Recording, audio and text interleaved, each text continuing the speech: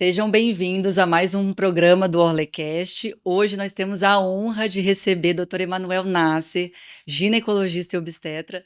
Trabalha lá no Instituto Orlet, nós temos a honra de tê-lo lá compondo o nosso corpo clínico, para a gente falar sobre um assunto muito relevante, que é a terapia de reposição hormonal, menopausa, e como ter qualidade de vida nessa nova fase da mulher, né? Então, Emanuel, seja muito bem-vindo. Espero que seja um programa maravilhoso e que você curta muito. Ai, muito obrigado. Assim, não poderia jamais recusar um convite seu. É uma honra estar aqui e uma honra para que a gente possa ter esse bate-papo e compor conhecimento para outras pessoas. Muito bem. Então, para começar, Emanuel, para quem não te conhece ainda, se apresenta, conta um pouco da sua história e como que você escolheu medicina, né? E depois ginecologia e obstetrícia e acabou adentrando nessa área. Eh, Somos natural de Vitória, então eu acho que é um contexto geográfico importante. A medicina, eu tenho uma história muito diferente do que as pessoas às vezes idealizam quanto à medicina. Ah, eu queria ser médico desde criança. Isso nunca foi um sonho que foi construído lá no início, mas foi uma decisão muito racional ali ao longo da adolescência, e eu acho que a gente que é de Vitória, a gente consegue entender que agora a gente morando em São Paulo, as profissões existem muitas possibilidades para você ver, para você ser, mas quando a gente estava em Vitória não tinha tantas possibilidades. E a medicina ela me intrigava muito naquele momento ali, um adolescente muito curioso, que é essa pluralidade que você pode fazer dentro da medicina. E eu sempre fui uma pessoa muito curiosa. Então, gente, é surreal você entender como o corpo funciona, como as coisas podem dar errado, como pode dar certo, e como você pode modificar a vida da pessoa com atos simples. E aí foi aí que eu comecei minha trajetória dentro da medicina. Fazendo esse recorte ali da adolescência, eu sempre fui uma pessoa de humanas.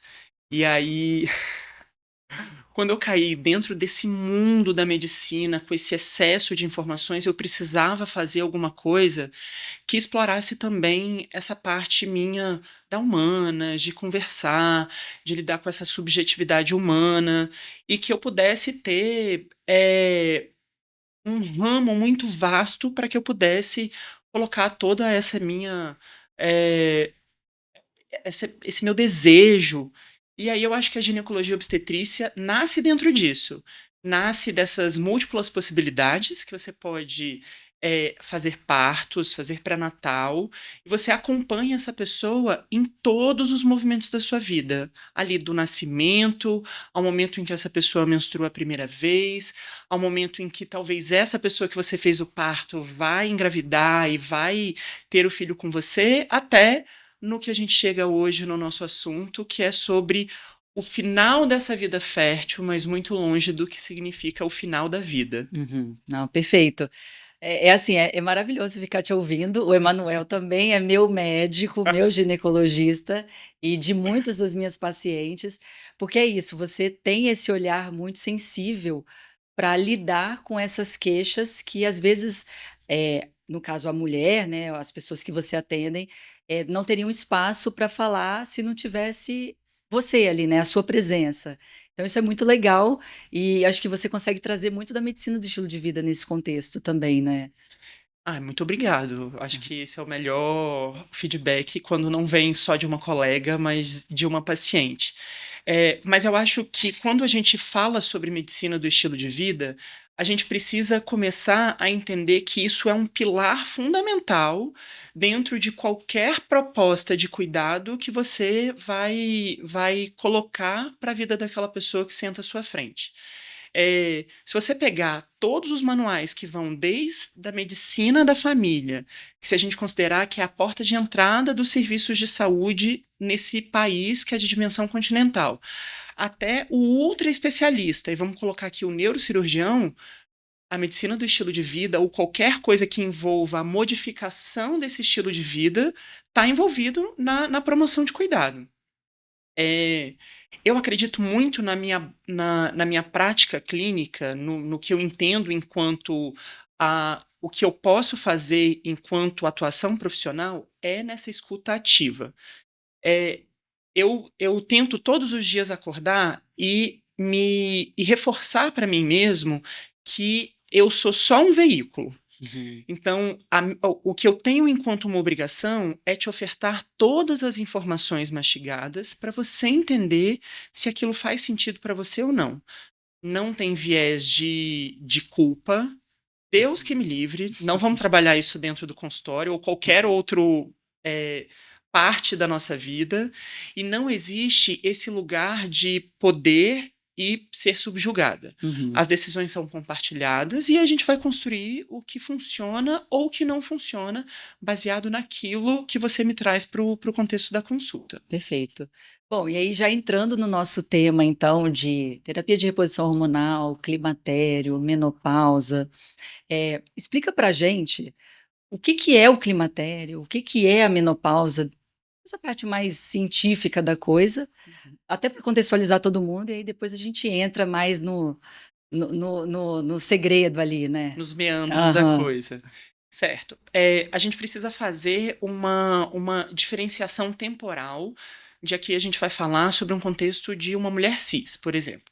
Então a gente tem a primeira menstruação que marca o start desse período fértil, de tudo o que essa pessoa pode fazer com o corpo, desde que envolve a metabolismo, a fertilidade, a crescimento, a desenvolvimento de caracteres sexuais secundários, até o fim dessa vida fértil, que é conhecida como menopausa. Então, tudo desse start e desse stop, a gente vai chamar de menacme, a vida fértil que essa pessoa tem. Uhum. Quando essa pessoa ela vai se aproximando dessa data final do stop, ela começa um período chamado de perimenopausa. A perimenopausa é o termo popular conhecida, como a gente estuda nas faculdades, como climatério, que é essa pessoa ela está se aproximando dessa fase final de produção desses hormônios sexuais pelo ovário, e aí essa pessoa começa a ter alguns sintomas que começam a dar sinais, prenúncios de que essa menstruação vai embora. Então, o início da vida fértil é marcado pela primeira menstruação e a menopausa, que é o fim da vida fértil, é causada pelo fim dessa menstruação. Quando essa menstruação ela vai embora e fica por 1 ano, isso é conhecido como esse marco temporal na vida fértil como menopausa. Todo esses anos anteriores que vão aparecer todos esses sintomas que hoje a gente vai esmiuçar aqui, é chamado como perimenopausa. Tá batendo ali na trave, a pessoa às vezes é muito silenciada por todas as demandas que a vida coloca essa pessoa, e aí ela acha que é burnout, cansaço, problema de tireoide. Não que não possa ser isso, mas às vezes é essa perimenopausa que tá batendo e tá atravessando a vida dessa pessoa e piorando a qualidade de vida dessa pessoa. E tem, assim, um período que as pessoas que estão nos ouvindo, né, que eventualmente vão passar por isso, que elas precisam começar a desconfiar que elas poderiam entrar nessa perimenopausa? Sim, isso é baseado muito numa escuta individual dentro dos consultórios, mas tudo o que os estudos eles vão mostrando para gente é que há uma chance maior para essa pessoa apresentar sintomas da perimenopausa a partir dos 40 anos, sendo que a maioria das pessoas vão começar a falar sobre esses sintomas ali por volta dos 45 anos. Então a escuta precisa ficar mais ativa dentro do consultório nessa janela de 40 aos 45 anos, mas quase em sua totalidade, essas pessoas vão entrar na menopausa a partir dos 50 anos. Então, ali, se a gente pudesse colocar uma janela de uma escuta ativa, e até mesmo para as pessoas que estão nos ouvindo hoje, para começar a reparar nesses sintomas a partir dos 40 anos. Tá, a partir dos 40 anos, então, a pessoa pode desconfiar que talvez aquela fadiga. Aí, quais seriam esses sintomas para ela começar a esmiuçar e tentar ver se ela tá ali naquela situação, né? Tem os marcadores que são físicos e que são muito mais fáceis de perceber. Eu costumo brincar com os meus colegas que, assim, a primeira pergunta que o ginecologista faz quando você vai na consulta não é seu nome, é a data da última menstruação. Isso é uma brincadeira, pelo amor de Deus, ele deve perguntar seu nome. Mas é porque todo o nosso raciocínio clínico ele é baseado nessa data da última menstruação. E é um marco muito importante para essas pessoas, porque a menstruação, exceto se você utiliza formas para não menstruar, menstruar, ela vem todo mês, de uma maneira regular, e aí é muito fácil a gente fazer essa provocação dentro da consulta para que essa pessoa comece a puxar esses sintomas. Então, existe esse marcador físico que é: a minha menstruação está ficando bagunçada. Ela está durando menos tempo do que deveria durar, ou ela está durando mais tempo do que deveria durar, ou ela está pulando o mês.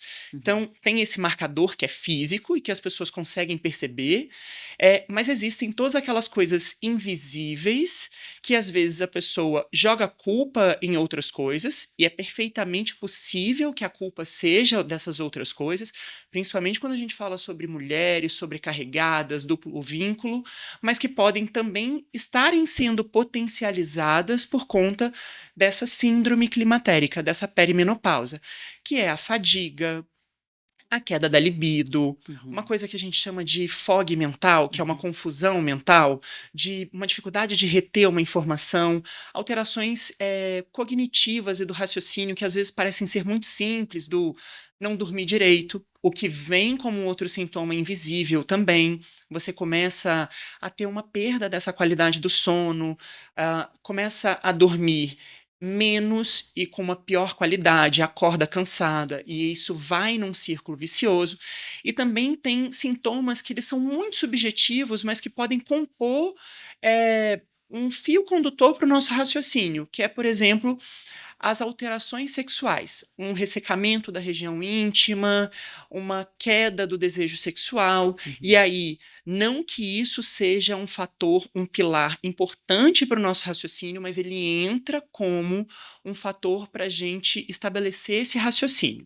Não quer dizer assim, precisa existir esse sintoma para você pensar, não precisa, mas se ele tiver ali, ele leva a crer, direciona um pouco mais esse olhar, seria isso? Sim, ele vira um efeito somatório naquilo que a gente vai pensar enquanto o que está acontecendo com aquela pessoa. Tá.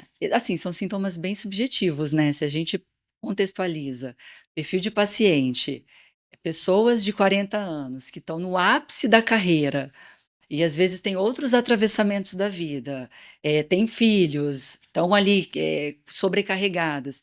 E aí você pergunta se está dormindo bem à noite, eventualmente se está com fog mental, é um diagnóstico difícil, eu imagino que seja difícil de você ser feito. Aí existe como você fazer exames laboratoriais para direcionarem isso? Tem, mas eles devem ser utilizados com muita cautela, para não virar um próprio pânico dentro da consulta.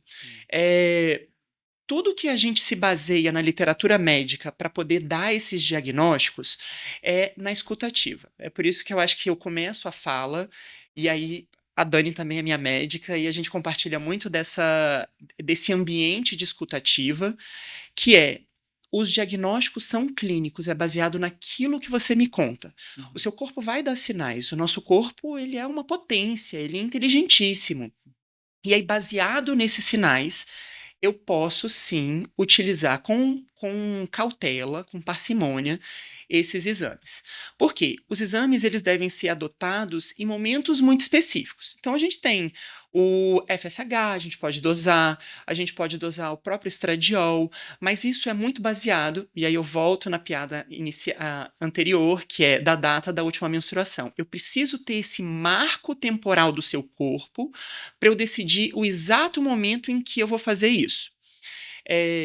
Mas, se eu puder deixar uma mensagem, é a escuta ativa. Se o médico não está te escutando, fuja, corra para as colinas, procura outro médico, porque é nesse ambiente de escuta em que a gente vai entendendo o que está acontecendo e separando as coisas, se de fato é um esgotamento profissional e pessoal dessas múltiplas funções, ou se é de fato alguma coisa que está acontecendo com o seu corpo que a gente precise pensar nesses marcos de final de vida fértil. Entendi. E existe assim, um período, uma idade onde esse marco ele é fisiológico ou ele seria patológico? A gente ouve muito falar de menopausa precoce, então eu imagino que se a menopausa é precoce, a perimenopausa também é precoce, né?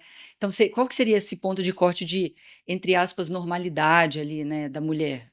Acima de 40 anos, a gente já começa a entender que é uma evolução natural do que está acontecendo e não que a gente vai negligenciar e não vai fazer nada em relação a isso. Mas a gente entende que se a gente pensar de uma maneira bem simplória sobre o nosso corpo, quando a gente nasce, a gente é um carro que acabou de sair de uma concessionária. A gente não espera que esse carro vá dar problema. Mas a partir dos 40 anos, a gente espera que a gente vai precisar ter cuidados específicos. A gente vai precisar ver se a gente está desenvolvendo uma diabetes, se o nosso colesterol está ficando alterado, a gente vai precisar monitorizar essa pressão com uma frequência um pouco maior, e o mesmo sobre o ponto de vista da nossa saúde ginecológica. Então, a partir dos 40 anos, eu espero que seu corpo vai começar a dar sinais de que esses hormônios não estão sendo produzidos na mesma frequência e na mesma intensidade. Antes dos 40 anos, a gente já encara isso como algo patológico, uma falência precoce desse ovário. Ele deveria estar, esse carro que acabou de sair da concessionária ou está com uma vida útil ainda esperada, e ele não está cumprindo essas expectativas. E aí a gente precisa precocemente utilizar desses exames que ali por volta dos 40 e 45 anos talvez eu não pudesse, só dessa escuta ativa, e aí sim eu vou fazer esses exames e entender como eu vou intervir medicamentosamente ou de estilo de vida para melhorar aquelas condições. Entendi. Então, ali o marco dos 40 seria algo que a mulher não tem que se preocupar, né, que é um caminhar fisiológico. A gente precisa pensar isso nesse contexto dessas mulheres que, inclusive, constituem família, e aí pensando sobre o ponto de vista de engravidar, de gestar, de ter filhos, cada vez mais tarde. A ciência é muito cruel com vocês. Então, se a gente pensar do ponto de vista da obstetrícia, pessoas com idade superior a 35 anos já são consideradas uma idade materna avançada. Então, aqui a gente está falando do tipo, não se preocupe, vai lá, viva a tua vida, mas ao mesmo tempo, se a gente pensar por uma ótica de gestar e constituir família, a ciência está sendo cruel com vocês. E aí, se a gente pensa nessas mulheres que estão no auge produtivo, em ascensão vertiginosa de carreira, ali com 35 anos, às vezes elas não estão nem preocupadas, elas não estão nem escutando o seu próprio corpo, porque não precisa escutar o próprio corpo. E aí, quando vão tentar ali, com seus 37, 38, 39, 40, pensar sobre essa perspectiva de construir família, sobre a ótica do gestar, é que elas se deparam com, putz, meu corpo me sacaneou nesse processo. E aí, às vezes, vira um efeito somatório. Eu preciso pensar nessa minha dualidade enquanto ginecologista e obstetra e entender como que a gente precisa agir nesse contexto múltiplo para trazer respostas satisfatórias para essa pessoa. Entendi. Eu atendo muito esse perfil de paciente, 40 anos, que acabou de alavancar na carreira, na profissão, está buscando mais qualidade de vida, porque às vezes finalmente conseguiu chegar num movimento de eu posso ter ali minha 1h30, 2 de autocuidado, de fazer uma terapia, de fazer um exercício físico, de me alimentar. E aí começa a ver essa pessoa, ela é atravessada por esses sinais de que é uma fadiga que não melhora mesmo com ela dormindo 8 horas, porque quando ela dormia 5, ela até entendia aquela fadiga, porque ela atribuía aquelas 5 horas de sono, né? E agora, aparentemente não, isso vai para outro lugar. Então esse olhar mais aprofundado, e até o que eu falo muito na clínica, da gente trabalhar em conjunto, é fantástico porque a gente consegue trazer essa camada de cuidado para essas pessoas que são diversas, que têm outros atravessamentos, né? Perfeito, é exatamente isso. A escuta ela precisa ser ativa dentro do consultório. Por quê? Se eu colocar todo mundo dentro de um modelo engessado em que abaixo dos 40 é normal, acima dos 40 não é, e eu deixar de individualizar quem é você. E aí eu vou tentar trazer uma perspectiva pessoal, nossa aqui, por a gente se conhecer há muitos anos e fora desse ambiente profissional. Quando a gente faz tudo certinho, a gente passa na faculdade cedo, começa a trabalhar, entra na residência. Eu fui uma pessoa que entrei no mercado de trabalho com 30 anos. Então, se eu pensar nas minhas colegas, o mesmo aconteceu. Aham. E assim, Dani, na residência, a gente trabalha no mínimo 60 horas. E aí, se a gente pensar de uma maneira superlativa, uma pessoa que está aqui na Faria Lima, fazendo um trainee, em ascensão vertiginosa de carreira, trabalhando no mundo corporativo, é a mesma coisa. Uhum. Então, essa pessoa, ela vai achar que tudo é normal. É Uhum. claro que ela está cansada, porque ela não está dormindo bem, ela não está fazendo prática de atividade física. Uhum. Mas se você não começar a esmiuçar, e aí, como é que tá a sua menstruação? Tá menstruando todo mês? Não tô. Putz, então aí já não tá normal. Uhum. Não é só você estar cansada porque você não está dormindo bem. Tem uma outra coisa fisiológica aí que a gente está deixando passar. Perfeito. E aí, pegando nesses pacientes, então, né, essas pessoas, essas mulheres na perimenopausa, quando que a gente começa ou deveria intervir com terapia de reposição hormonal? A gente tem que esperar a menopausa acontecer ou na perimenopausa a gente já tem uma janela de oportunidade? Na perimenopausa, ela é muito mais sobre uma conduta individualizada e menos sobre um modelo protocolar, vamos Uhum. chamar assim, em Uhum. que você tem a medicação, a dose e as vias de aplicação.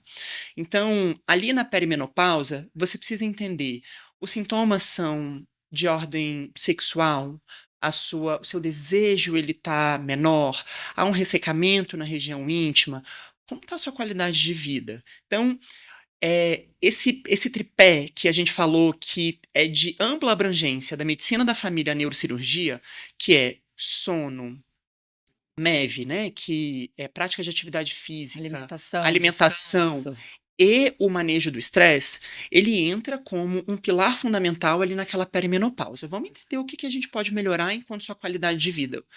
Tá dormindo bem? Será que a gente pode melhorar? Será que existem algumas medicações que agem na ordem da química cerebral que talvez possa ajudar também a transpor esse momento?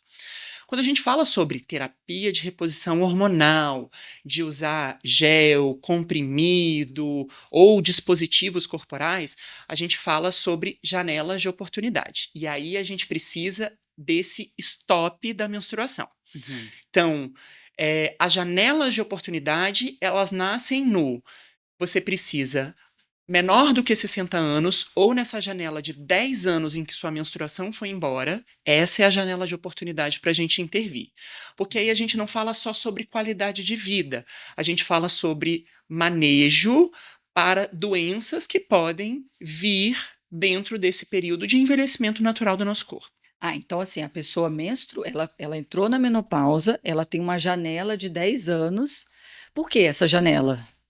É mais sobre o período para a gente intervir, eventualmente, para doenças. Tá. E aí, os estudos eles mostram que se a gente intervir fora dessa janela, e aí a gente cai na primeira frase do juramento de Hipócrates, que é o pai da nossa profissão. Primeiramente, não seja nocivo. Aham. Então, se você perde essa janela de oportunidade, que seja na idade, ou seja nessa janela dos 10 anos correntes, desde a última menstruação, você não está fazendo bem. Então, eu acabo colocando você em riscos relativos para algumas coisas, mas eu não vou modificar sua qualidade de vida e nem modificar riscos relativos desse processo de envelhecimento.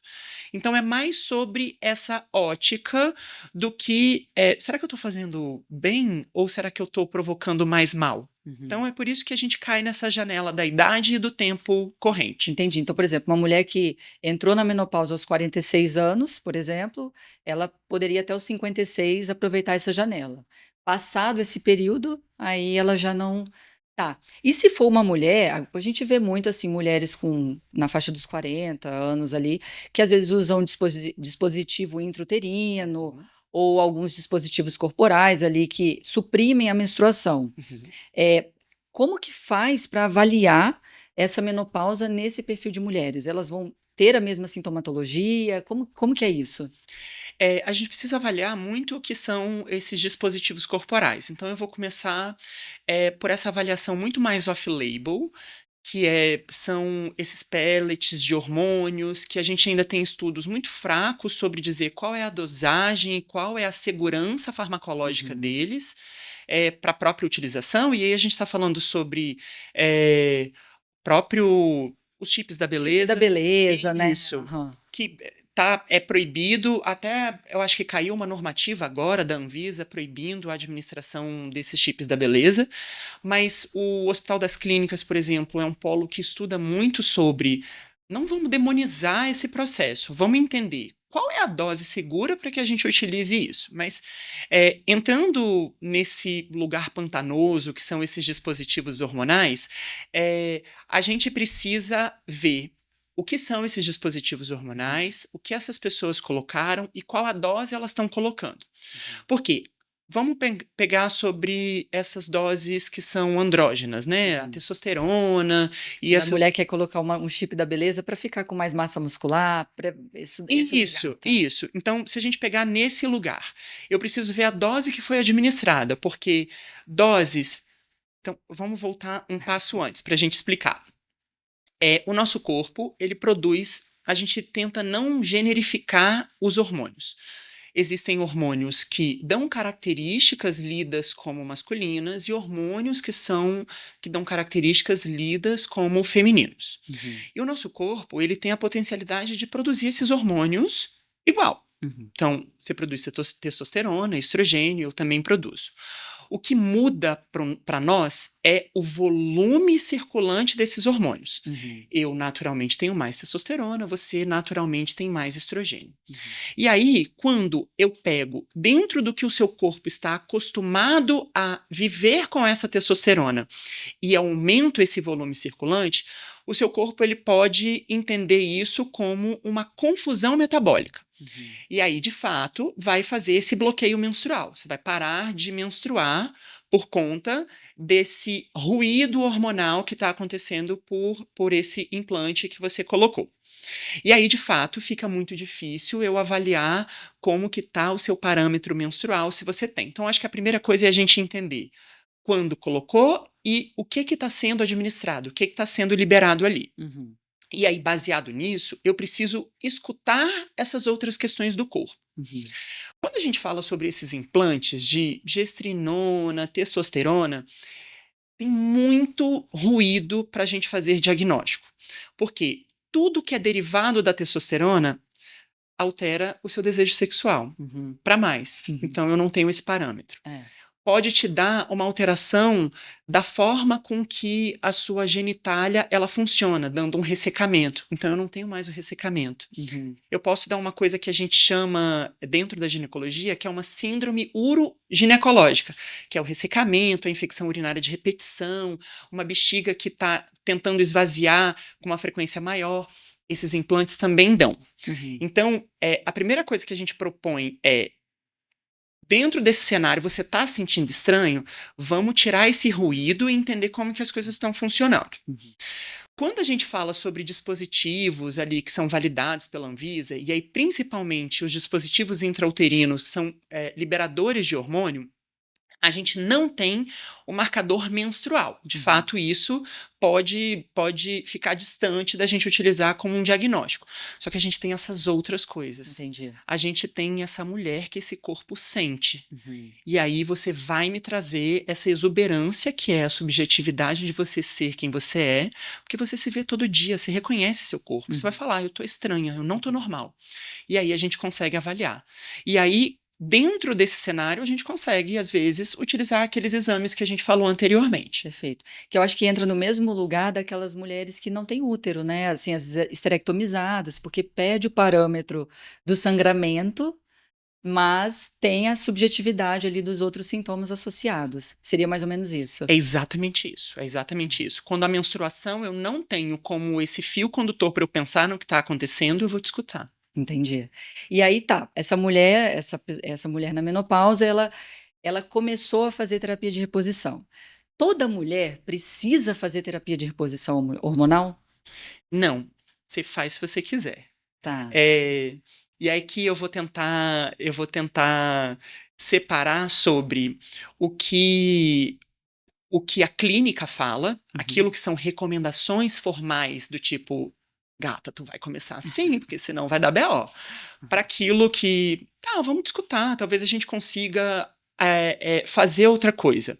Porque quando a gente lida com essa pluralidade de pessoas, a gente fala sobre quais são essa percepção que as pessoas trazem sobre os hormônios também. Às vezes a pessoa tem um dogma, alguma coisa que não quer utilizar hormônio, a gente tenta trabalhar com outra coisa. Mas se você tem um risco aumentado de fratura óssea, então a menopausa deixa os seus ossos mais fracos. Então, a partir da menopausa, você vai ter um risco maior de ter fratura desses ossos. E aí, quando a gente fala sobre esse contexto de atletas amadores, atletas de alta performance, a gente fala sobre esse osso vai ficar batendo ali na corrida, no triatlo e nessas outras coisas, a gente vai precisar pensar nesse osso também enquanto a capacidade que ele vai ter de absorver esse impacto nessa fase menopausal, nessa fase em que você não tem mais hormônio para suprir essa saúde óssea. Tem o da síndrome urogenital, que é desse ressecamento genital, do funcionamento dessa bexiga que muda, e aí você começa a ir mais para o banheiro, sente que sua bexiga não esvazia completamente, ou começa a ter infecção urinária de repetição. Isso também é um sinal que você pode trazer para dentro da consulta para a gente pensar que você tem uma indicação absoluta de fazer a terapia de reposição hormonal. E a gente tem um sintoma que é assim. Se a gente pegar desde esquete de humor até filme, que são as ondas de calor. 90% das mulheres vai falar, pelo amor de Deus, o que está acontecendo comigo? Eu acho que eu vou morrer, eu estou fervendo por dentro. E é cíclico, é assim, vem em ondas, é um fenômeno vascular, né, onde correm os nossos sangues, e isso vem em ondas de 3 a 4 minutos, principalmente na face, na região do colo. Algumas mulheres ficam até mais avermelhadas nessa região e depois vai embora e é acompanhada por um frio súbito, que como você suou muito, esse suor ele vai evaporar e então vai dando essa percepção de mal-estar. E aí, minha filha, a qualidade de vida da pessoa vai para o saco. Então a gente tem essas 3 recomendações formais, né? A sua saúde óssea, a sua saúde uroginecológica, ali, bexiga e da sua vagina, e essas ondas de calor. Essas são as recomendações para a gente falar. Vai usar assim, Vai vamos fazer pensar uso. sobre isso. Se a pessoa não tiver, então, nesses 3 critérios ali, ela poderia ter a opção de não fazer a terapia de reposição hormonal. Até se as alterações forem locais, ali da vagina e da bexiga, às vezes você pode fazer só um creme vaginal com hormônio, numa aplicação de 20 dias ou periódica, do tipo, é um momento em que você está sentindo mais sintomas, e aí você pode utilizar. Mas para esses sintomas que são mais gerais, das ondas de calor e ósseas, é recomendado que você utiliza a forma sistêmica, né, de aplicar ou de até ingerir comprimidos. De ingerir, perfeito. E terapia de reposição hormonal aumenta as chances de você ter câncer? Não, pelo amor de Deus. A gente teve até uma notícia que foi reverberada muito no segundo semestre do ano passado, que foi que o FDA e as outras agências reguladoras tiraram a tarja preta dos comprimidos de terapia de reposição hormonal. Quase como um mecanismo de culpabilização de vocês por vocês sentirem alguma coisa. Então, de fato, existe um risco relativo, isso é muito relativo, e a gente pode falar mais sobre isso depois, mas tem um estudo que correlacionou. Mas se você pegar todos os estudos que foram produzidos, tanto de controle da situação, até mesmo olhando para trás, todo mundo que usou, a maioria deles falam que não aumenta o risco de câncer. E existem, quando você pega estudo científico, você tem que saber interpretá-los. Então, associações não são causalidades, né?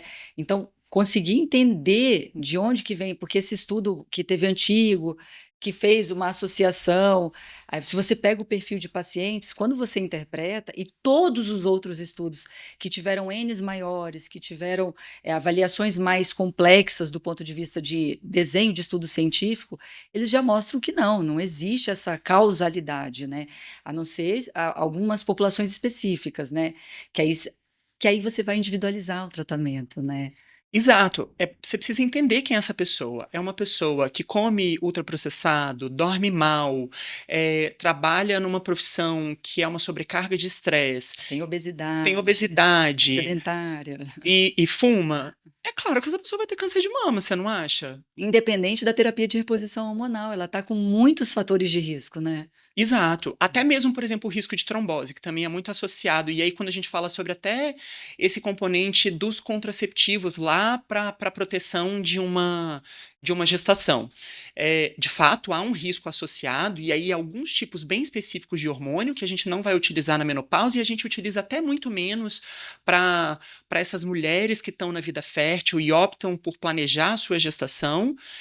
Mas o risco está mais associado aos hábitos de vida. Se Uhum. você tem uma obesidade, inchaços corporais, se você fuma, isso está muito mais associado à trombose do que o hormônio que você ingere para planejar a sua vida. Uhum, perfeito. E te dá qualidade, né, e te possibilitar, às vezes, viver aquilo que sem a terapia de reposição hormonal ficaria mais difícil.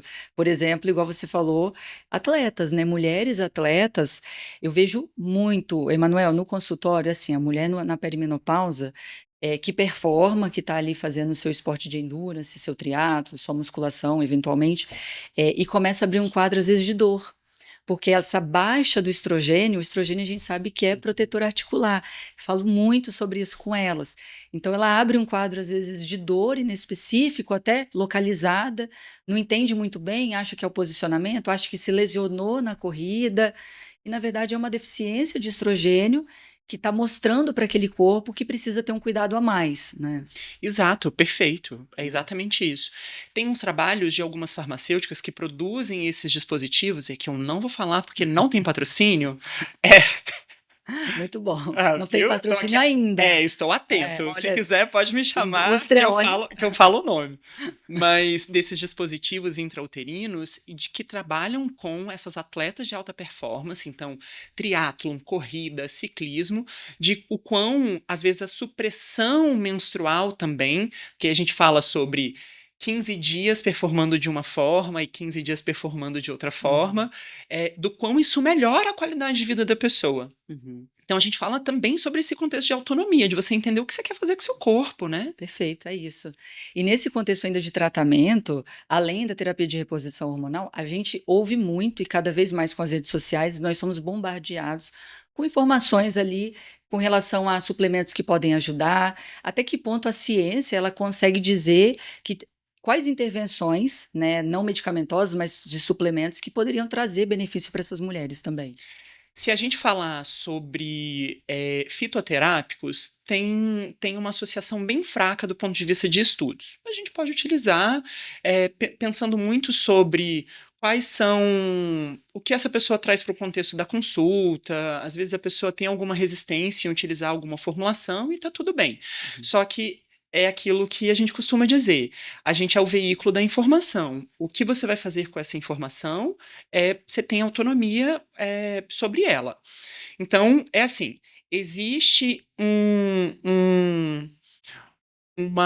um potencial muito fraco de fato, esses fitoterápicos, e aqui a gente fala sobretudo sobre a isoflavona de soja, que Uhum. tem até um episódio de Sex and the City, agora que voltou à moda. Uhum.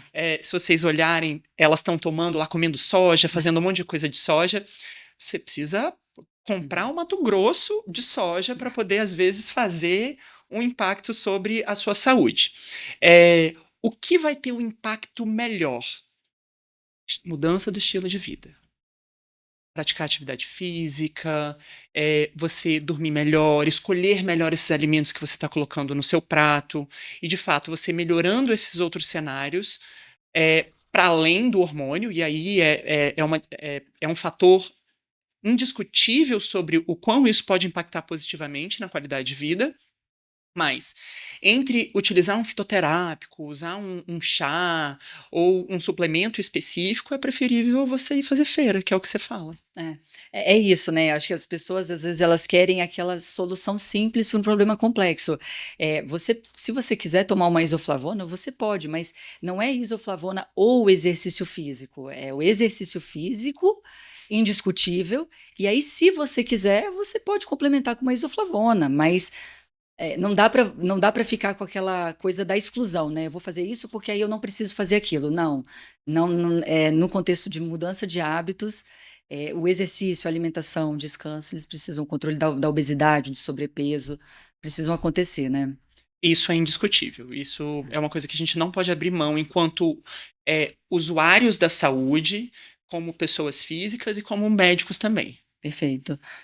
Bom, Emanuel, estamos caminhando para o final. Eu ficaria horas aqui, porque, primeiro, eu adoro conversar com você, aprendo sempre muito, e porque é um tema que me atravessa muito no dia a dia do consultório, né? Mas estamos chegando no fim, então você gostaria de deixar uma mensagem dentro desse contexto de tudo que a gente conversou, para quem está nos assistindo com relação à menopausa, ao climatério e à qualidade de vida? Eu acho que se eu puder deixar uma mensagem escutem seus corpos. O nosso corpo é muito potente, ele dá sinais. E não se negligencie também dentro desse processo. Vai, fale com seu médico. E aí a gente precisa pensar numa coisa que se enquadra para a sua realidade de vida. Não existe um modelo engessado do que eh, você vai usar isso. Não, vamos entender o que está acontecendo com você. Mas assim, escutem seus corpos. Isso é o principal de tudo. Perfeito. Bom, pessoal, é isso. Obrigada, Emanuel, pela discussão. Foi maravilhoso. Espero que todo mundo em casa tenha gostado. Esse é o Orlecast, é o nosso programa do Instituto Orlet, que tenta trazer saúde, bem-estar, qualidade de vida, informação para vocês de maneira científica e ética. Obrigada.